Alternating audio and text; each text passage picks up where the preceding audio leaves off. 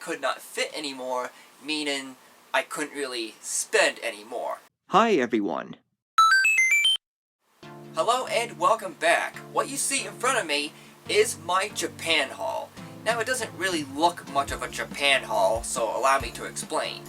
I brought with me on the trip 300,000 yen, and I returned home in America with 165,000 yen, meaning I only spent 45% of what I brought with me.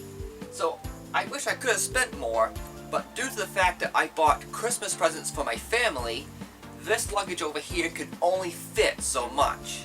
I could not fit anymore, meaning I couldn't really spend anymore. Hence why my Japan haul is rather small. So everything included on this table will be items that I purchased, as well as prizes that I won. Anything that you've seen in my YouTube shorts from Japan are not included in this haul. So if you really want to find out what I got in that 1100 yen junk mystery box from Super Potato, then check out that YouTube short on my channel. But anything that you saw briefly in any of my Japan vlogs, chances are it'll be in this haul right here. So with that, let's begin. Let's start things off with this Umaibo bag that I won from a ball arcade machine. Umaibo is a snack that is similar to that of the Cheetos. Next I have these Pokemon keychains, one of Eevee and one of Flareon. I have footage of Eevee on one of my vlogs, but I won Flareon off film. Then there's these little things. More keychains based off of little foods. One is of an ice cream cone, one is of soda, and the other looks like maybe a chicken drumstick that's really fuzzy. I also won this little squirrel character that I don't know the name of or what franchise it is from. I'm going to keep it in the bag until a little bit later. I'm not sure what I'm going to do with it yet. I also won this Super Mario coin from a claw machine. It is very light and made of plastic, so I'm not sure if it's going to be worth anything. Next up is this cat in a business suit, which comes from 17, which is either some TV show or program or some sort. And the best prize that I've won from Japan is this Pokemon Cramorant backpack. I'm going to keep this sealed because, well, I do think it looks like a generic backpack, so you're not really missing much seeing this in full detail. Now that the arcade prices are out of the way, let's move on to the stuff that I have purchased. Let's start with this custom Pokemon pack that I bought at Nakano Broadway for 1,000 yen. I bought this one specifically because one of the cards shown is a Japanese vintage card. I also got this Jinx EX card for free as part of a raffle when I bought the custom pack. This is something that Japan does that I actually like, where you get free stuff with a purchase. Moving on from that, I have 10 of these Japanese Raging Surf packs that I purchased at Pokemon Center DX. You can only buy a maximum of 10 packs per customer. These other two products need some discussion, but I have this 2,000 yen mystery Pokemon card that I bought somewhere. I don't actually remember where. I'll open this in a separate video. The same goes for this little white box I purchased for 2,000 yen from a vending machine. Inside is a mysterious amount of Pokemon cards. Again, I'll open this white box up in a future video. Next, I will show off 3 video games that I purchased from Book Off, starting with this PlayStation 1 copy of Final Fantasy IX that only cost 297 yen. Whether the condition of this game is good or not doesn't really matter since I can't play it anyways. I only bought it for the sake of collecting. The same thing goes for this copy of Wario World for Nintendo GameCube for only 528 yen.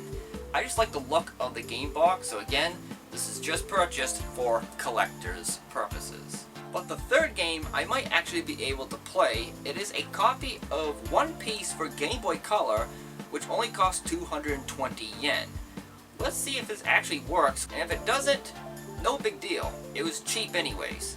If you're one of my viewers that enjoys my openings for Uno card games, well, I have the surprise for you, because I have Uno My Neighbor Totoro card game, as well as Uno Doraemon card game.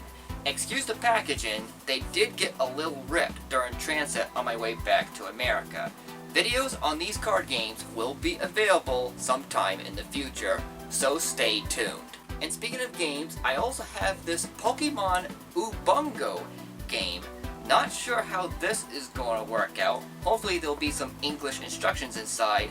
Otherwise, I'm going to have to translate it with one of my apps. And I don't want to forget about this too, if you saw this briefly in one of my vlogs, but I have this McDonald's spoof sticker that says McDude's Ham Turder. Not sure what to do with this sticker. I'll figure out what to do with it. Let's get the remainder of my Pokemon stuff out of the way. Next up is this Pokeball containing a random plush that I'm not even sure what this one's supposed to be, but I bought this at Pokemon Center DX for about 800 yen. What's inside is truly a mystery. Videos on both of these items will be available in the future sometime. For you adults out there, you'll probably like this shot glass that I bought at Don Quixote, featuring my favorite artwork in Japan, the Great Wave off Kamigawa.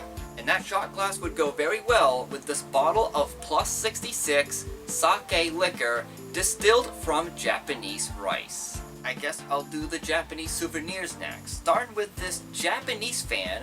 Of course, I can't leave Japan without one. It's a staple of the country after all. And I also got this Chokin art plate stand.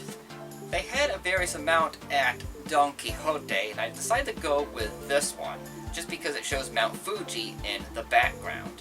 And my last Japanese souvenir is this medium-sized t-shirt showing some icons from Japan. And finally, that just leaves Super Mario items. The most obvious one of the bunch is this Mario Power-Up band that I bought at Super Nintendo World.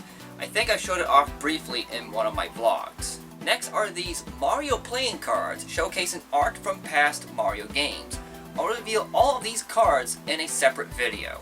And now I can say I finally own a copy of Super Mario Hanafuda cards. I'll have to figure out how the game works though.